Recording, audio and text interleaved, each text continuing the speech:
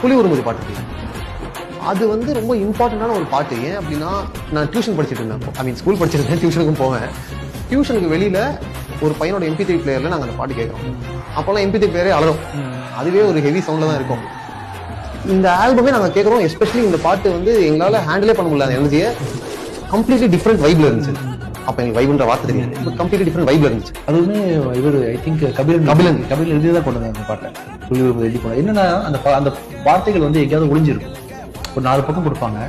நான் அடிச்சா தாங்க மாட்டேன்றது நடுவுலேருந்து இருக்கும். ஃபர்ஸ்ட் வரியா தான் வரும், உத்தரவாதம் கிடையாது. அப்படின்னும் போது அங்க பாதியிலேருந்து எடுத்த வார்த்தை தான் அது.